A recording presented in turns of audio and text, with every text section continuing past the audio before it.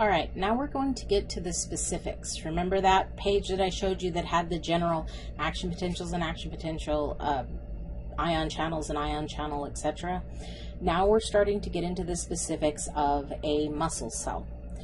So earlier I drew a muscle cell with a neuron attached to it. So here's my muscle cell. Here's that neuron that has its little axon terminals touching the cells. I'm going to take this and I'm going to blow it up. So I have my muscle cell,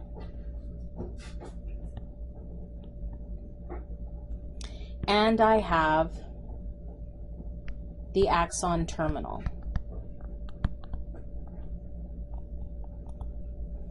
This connection, this junction between them, is the neuromuscular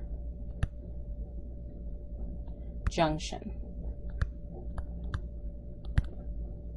So here's the neuromuscular junction. In this picture here, it kind of looks like I'm actually touching, but that's not really how it works. If you look at this picture here, this is the membrane of my muscle cell. You can kind of see the little squiggly, and then this is my axon terminal. You can see that there's space here. If I go even closer, you'll notice that again there is space here. That actually does exist. There isn't this, touchy because of how this interaction works. There can't be. So let me go through this with you. All right, terminology. The synapse. Synapse is more of a generic term for when a neuron touches something else. So you can use the term synapse to describe this, but the more proper term to use is the neuromuscular junction. And it's where this axon terminal,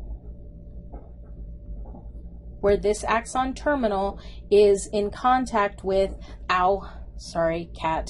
the membrane of my muscle cell. I'm not sure what Aria is doing, but she is trying to use my leg as a scratching post and it doesn't feel good. This space here is actually called the synaptic cleft. Okay, you can see that over here. Whoops. You can see that over here. Okay, that space is the synaptic cleft. Presynaptic basically means before the synapse, which is this. This is the presynaptic cell. This is the neuron before where we're meeting. Postsynaptic means the cell after, which is going to be our muscle cell because it's the one after where they're meeting. The presynaptic terminal is that little patita, the little foot that is coming off of my neuron, my motor neuron.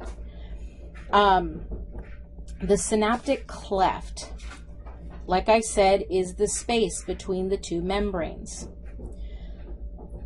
This postsynaptic membrane can also be called the motor end plate, specifically because we're talking about the muscle cell membrane. Motor means movement, our muscles move. Within my synaptic terminal, I have these synaptic vesicles. Remember, vesicle is just a very fancy way of saying bubble. So, if you've got a bubble inside of your neuron, you've got something basically holding something else. So it's basically a holding cell for a chemical that you can actually see inside of these bubbles. See those little circles and spheres? These are actually going to be a chemical that we're going to use. And that chemical is called acetylcholine. And it is, in general, called a neurotransmitter. So a neurotransmitter is a chemical substance released from a presynaptic membrane that diffuses across the synaptic cleft and stimulates or inhibits the production of an action potential by binding to a ligand-gated receptor. So if you look, this bubble fused with the membrane and it's releasing this acetylcholine, the neurotransmitter, and that's traveling across and binding to a ligand-gated channel over here to cause the channel to open. That initiates the influx of that sodium to cause the beginning of my action potential. That's what a neurotransmitter does. Now, some work this way. Some work this way where it binds, and when it binds, it opens the channel and allows stuff to go into the cell to cause it to have its action potential. Allows sodium into the cell, floods in, reaches threshold, and goes the rest of the way to get the action potential. Some, though, actually do the exact opposite. Some of them, when they get released, they close these channels. And when they close the channels, it prevents the action potential from happening altogether. It just depends on where we're talking about. So let's go through the details. Remember what I said about an action potential, that influx of sodium, right? It made the graph that we saw, that influx of sodium made that flat line on the graph that we saw shoot up like this. So when we say action potential, like it says here, okay, we're talking about sodium. Physically, sodium is moving, physically, sodium is actually moving, almost like it's floating on a river, down the synaptic terminal. So when it says an action potential arrives at the presynaptic terminal and causes the voltage-gated calcium channels in the presynaptic membrane to open, this is sodium floating down here. Now, the voltage-gated calcium channels. So I've got these channels for calcium here, okay? And they're voltage gated. They've got that ball and chain here. And as this positive comes closer and closer, it basically causes that ball and chain to open up. When that happens, calcium can start moving into my presynaptic terminal, my axon terminal.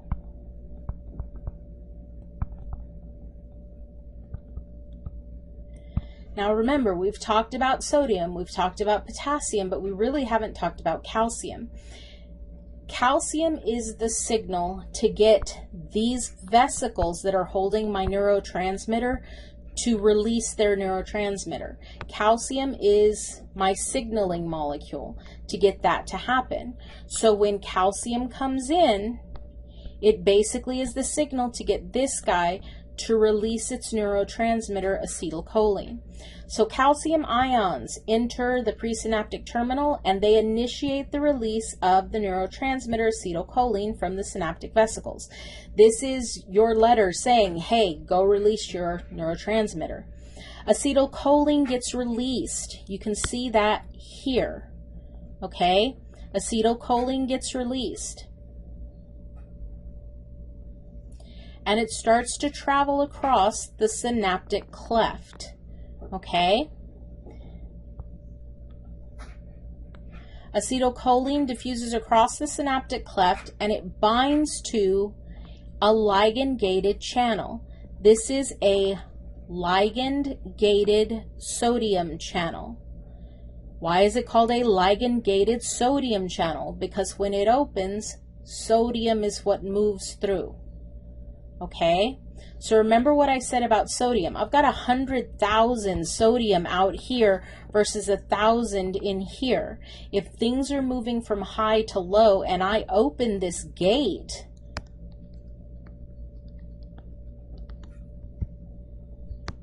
whoops, try again. And I open this gate that you're seeing here, sodium is going to start rushing into this muscle cell. So the ligand-gated sodium channels open. Sodium enters the postsynaptic cell, the muscle cell, causing it to depolarize. If it passes threshold, an action potential is generated along the postsynaptic membrane. Now, I can't leave acetylcholine here. If I do, these channels never ever close. And if they never close, then I keep sending signal and keep sending signal. I don't know about you, but I don't want my muscles contracting forever. I just want them contracting long enough to do what I need them to do. So when I'm done, acetylcholine actually gets released, closing this channel, okay? When it gets released, there is an enzyme in the muscle cell membrane called acetylcholine esterase. ACE means enzyme. So what do you think it's enzyming? It's breaking down acetylcholine. So acetylcholine esterase takes acetylcholine and breaks it into two things. It breaks it up into choline and acetic acid. Acetic acid is a waste product. I don't really need it because I have plenty inside of my neuron, so I just let that float away. Eventually it goes out through the kidney into the urine and it's gone because it's a waste product. Choline, however, is expensive. So choline actually gets picked up and taken back into my synaptic terminal, and with the help of an enzyme, I put it back together with acetic acid and make more acetylcholine, which goes into my newer synaptic vesicles that haven't been used yet. So next time I get an action potential, it'll go across the membrane and bind and start an action potential in my muscle cell.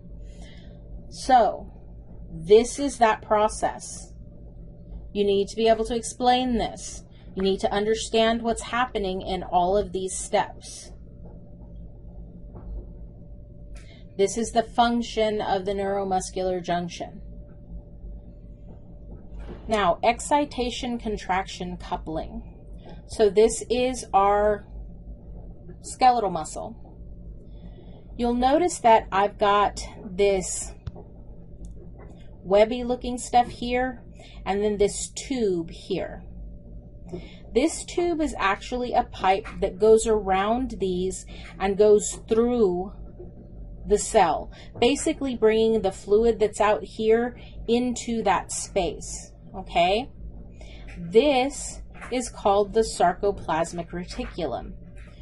Yes, it is just the endoplasmic reticulum that you find in a normal cell, but because it's in a muscle cell and we've got the sarcomeres, we decided to name it something different. If you look, you can see that there's kind of the pipe with two huge pieces of that sarcoplasmic reticulum. The huge tubes on the end of the sarcoplasmic reticulum are called the terminal cisterna. Cistern, what does cistern mean? Cistern is a storage tank. And then you've got that transverse tubule that goes across the cell. These three together make what we call the triad. When you look at the inside of the cell, there's one terminal cisterna, there's another terminal cisterna, and there's that T-tubule bringing the fluid from out here through its pipe to go across my cell. So why is this important? Give me 1 second.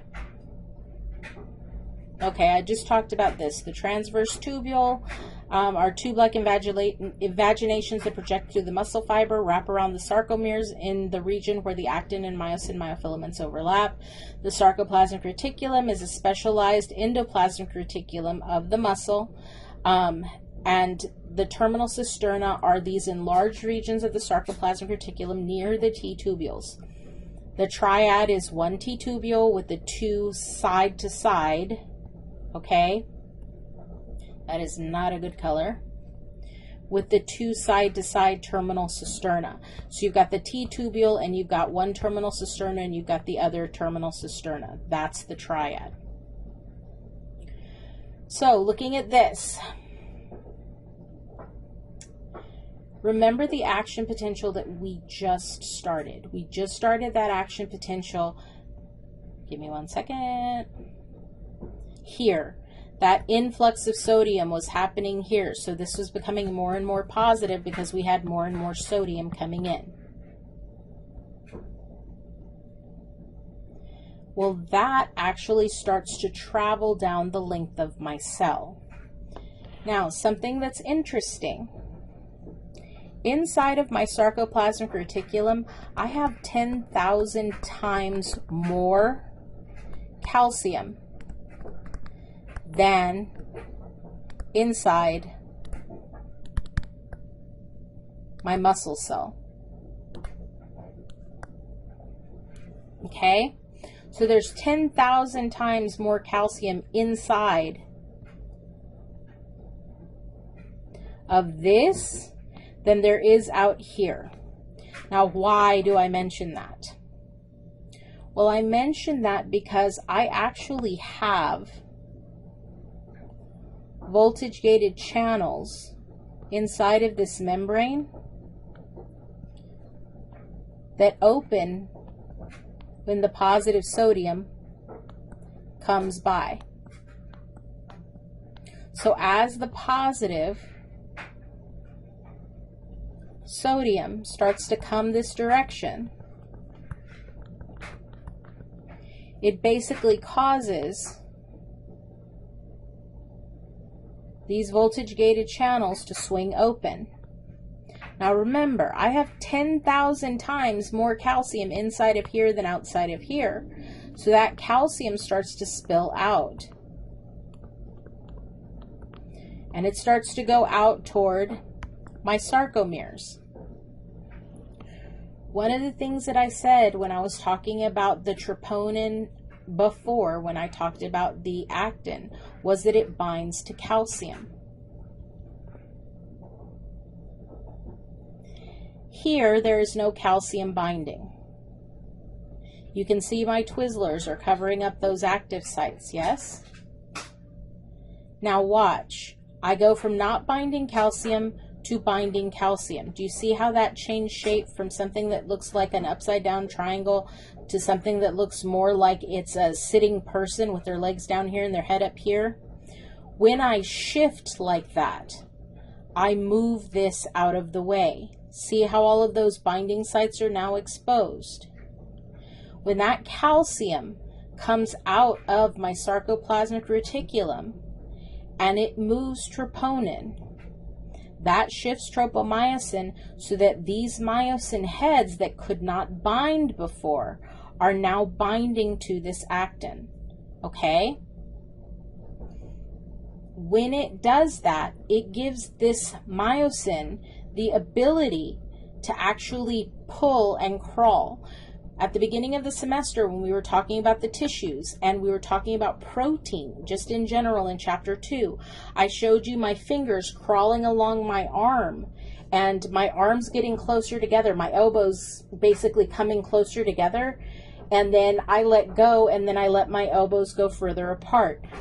These are my fingers, and by doing this, they're basically crawling, bringing these two sides closer together. This is crawling in this direction, this is crawling in this direction, and these two are basically coming together toward the middle, making this shorter, okay? So, just to go through this, the action potential produced by the neuromuscular junction is propagated along the sarcolemma of the skeletal muscle. The depolarization also spreads along the membrane of the T-tubules, down here, okay? The depolarization of the T-tubules causes the gated calcium channels in the sarcoplasmic reticulum to open, resulting in an increase in the permeability of the sarcoplasmic reticulum to calcium. Especially in the terminal cisterna, the calcium ions diffuse from the sarcoplasmic reticulum. This opens, so calcium comes out. Calcium released from there binds to troponin, just like we see here, causing it to change its shape, okay? Troponin molecules bound to the G-actin molecules are released, causing the tropomyosin, my blue Twizzler, to move, exposing the active sites. All of these yellow dots that you see down here. Once the active sites on G-actin molecules are exposed, the head of the myosin can bind, just like you see here, and form what we call cross bridges, because it's bridging the gap between them. Now, of course, it's not that simple. There's something called cross bridge movement. How do I get this to bind, move, let go, reset, and bind again? How do I do that? And it's a cycle. It repeats over and over as long as that site that it binds to is exposed. So this is very, very small. Can't see it. So all I did was I blew up the pictures. So the first step in making a cross bridge is exposing that binding site. I have to get that thing exposed so that this can bind to it. I also want you to think of my myosin as having a gas tank. And right now, it's got half a gas tank worth of gas. It's got half the amount of energy that it originally had from breaking the ATP. ADP is bound to it and phosphate is bound to it. Now, why is that important? So ATP is my fuel. When I want to get energy from it, let's say energy, I break it into ADP plus a phosphate. So that energy that I'm getting, I've used half of that energy already, and I have ADP bound to me and phosphate bound to me. Right now, I'm basically set to go. I haven't done anything yet. I'm just ready. When those binding sites get exposed up here, okay? When those binding sites, when troponin binds to, troponin binds to calcium, and those active sites are exposed, I'm ready to go with my half a tank of gas. The second step is called cross bridge formation. I'm bridging that gap across. You can see that I'm bound now to one of these yellow active sites, okay? You can see that that binding is happening. Myosin heads bind to the exposed active site on the actin myofilament to form a cross bridge, and the phosphate is released from the myosin head. Now, mind you, I still have half a tank of gas at this point. Okay? Now, the third step is called the power stroke. Remember that half a tank of gas I had up here? I'm going to use it to basically bend my myosin head and slide this myosin across my surface, okay? So the energy stored in the myosin head is used to move the myosin heads, causing the actin myofilament to slide past the myosin myofilament, and the ADP molecule falls off. So at this point, remember that half a tank of gas I had before? I used it. So now I'm just sitting on an empty tank, okay? Cross-bridge release. There's a problem with the myosin head and the way that it is sitting, okay? Literally, once I do that movement, I'm sitting on an empty tank. I have no more energy. I literally cannot release from the actin that I'm bound to. What has to happen is ATP has to come along, and when ATP binds to me, it's almost like pool, where you've got one ball hitting another ball and it causes the second ball to move. In this case, when the ATP binds, it releases that bridge. It basically releases the myosin head. That's called cross-bridge release. An ATP molecule binds to each of the myosin heads, causing them to detach. If there is no ATP around to do this, the myosin head stays. It can't release on its own. ATP has to come along and release it. Now, right after that, I hydrolysis. I use water to break down ATP.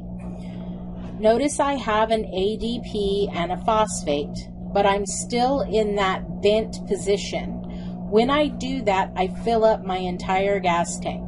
Remember when I started back here, I only had half a gas tank, right? So I broke down the ATP, I filled up my gas tank. The myosin ATP ACE portion of the myosin head split the ATP into ADP and phosphate, which remain attached. One of the things I said about the skeletal muscle myosin was it has its own ATP ACE activity. It can break down its own ATP. So I've got a full tank of gas right now, right? ADP and phosphate are bound to me. The last step is called the recovery stroke.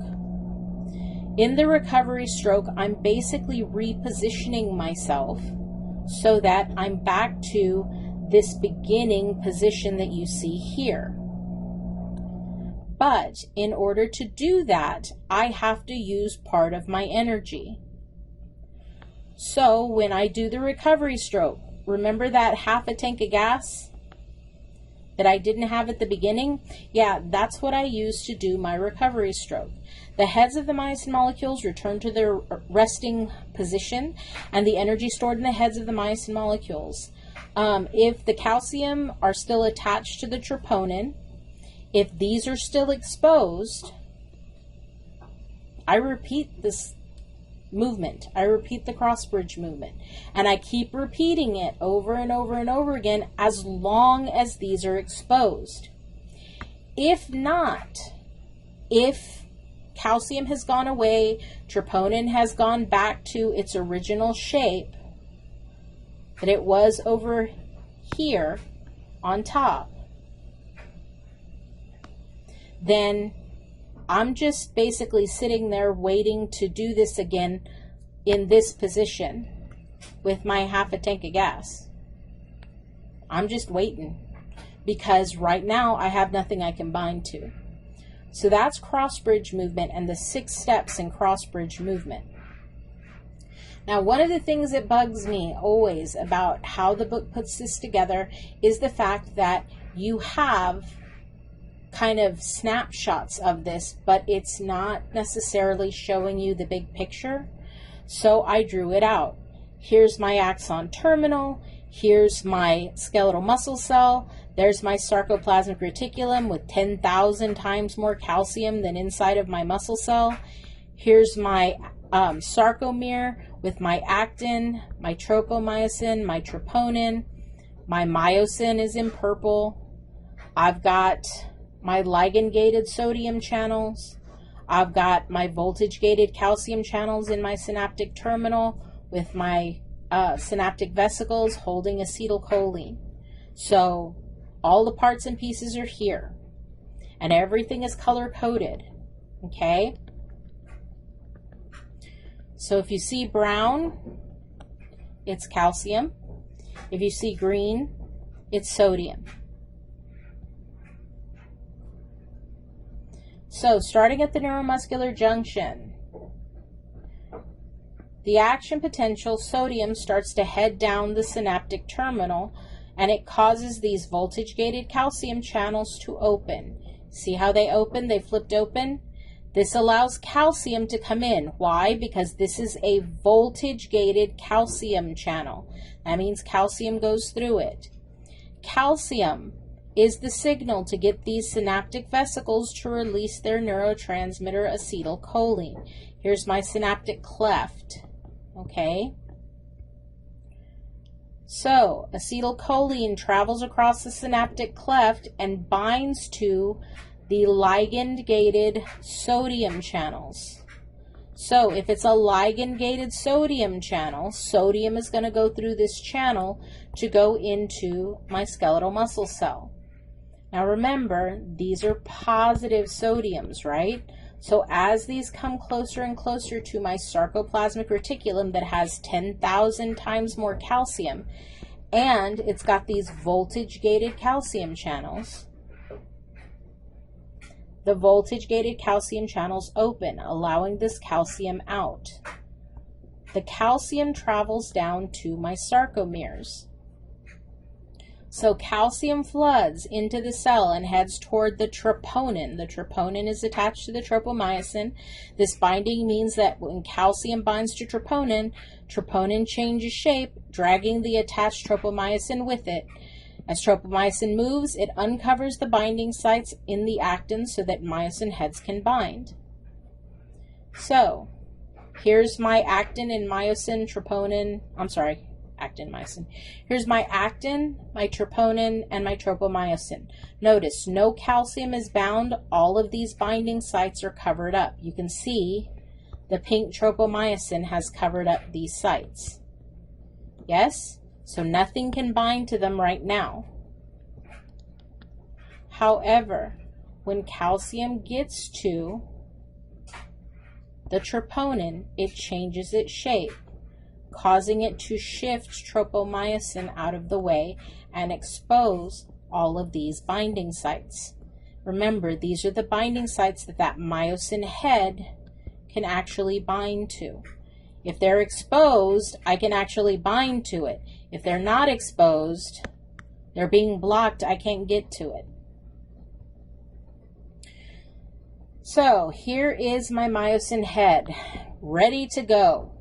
But right now, if you look up here, that binding site is blocked. So I just kind of sit there going, okay, I'm ready. I'm not doing anything yet, but I'm ready. I'm ready for it. I can't do anything because there's no access to it. So initially, tropomyosin is still covering the actin's binding sites. At this point, the myosin is primed and half full of energy. Again, I've got half a gas tank here. I've got ADP and phosphate bound. If the binding site is uncovered, I bind, phosphate falls off, cross bridge is formed. So myosin head binds to the actin and simultaneously the phosphate molecule is released. When I do my power stroke, I use that half a tank of gas and ADP is released. Myosin uses its remaining energy to push the actin toward the center of the sarcomere, causing the muscle to shorten. Simultaneously, ADP falls off. Myosin has to remain bound to actin. They can't release by themselves until ATP comes along. When ATP comes along and hits it, we call this cross bridge release. ATP binds, it releases myosin from actin. So the myosin head hydrolyzes ATP. I break it down. I've got my own ATPase activity. It fills the myosin head with energy. Remember I told you I've got a full tank of gas here. But I have to use half of that energy to reset so that I can bind. I have ADP and phosphate bound, which is exactly how I started. Now, if these sites are still exposed, I just keep doing this over, I just keep doing this over and over and over again. However, if they've been covered back up, I stay in this position like this, waiting until the next time that these sites are exposed. So, muscle relaxation. It occurs as the result of active transport back into the sarcoplasmic reticulum. Remember, who allowed the myosin to grab onto the actin? Calcium did. So, calcium gets actively transported back into my sarcoplasmic reticulum. I have to use a pump. Why? There's 10,000 times more calcium inside the sarcoplasmic reticulum than in the cell. Even if I release a tenth of that, that's still 9,000 more than the 1,000 I put into the cell. So I literally have to use a pump to pump the calcium back into the sarcoplasmic reticulum away from troponin. Now, energy. Every time one of those myosin heads gets released, I break down 1 ATP. Every time that I want to relax a muscle and I have to use a pump to put the calcium back into the sarcoplasmic reticulum, I'm using energy. So regardless of whether my muscle is contracting or relaxing, I'm using energy in both processes. Okay?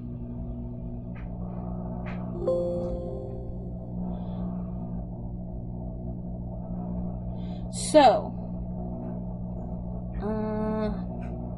this will be an adventure. I need to see if I can get to...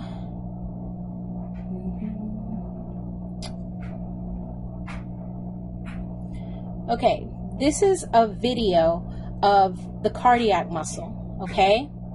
So, cardiac muscle and skeletal muscle work very closely. See the white? That's calcium. See all the myosin heads moving?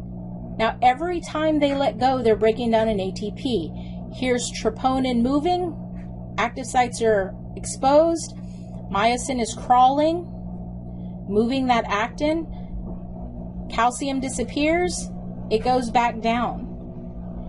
And you can see that the actin on both of these sides is coming toward this middle here.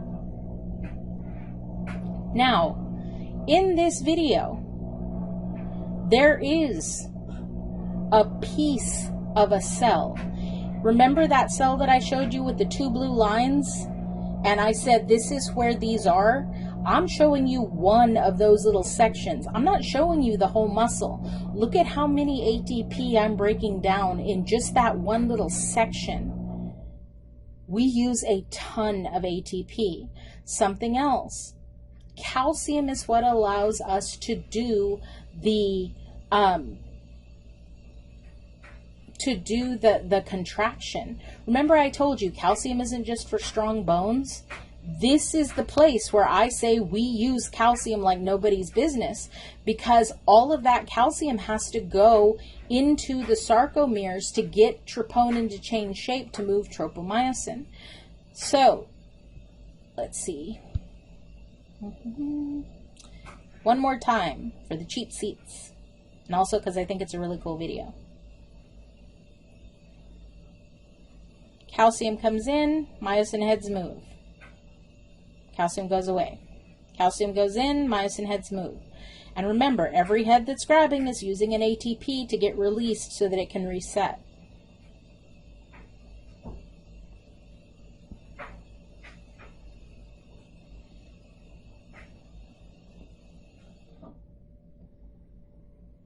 Okay.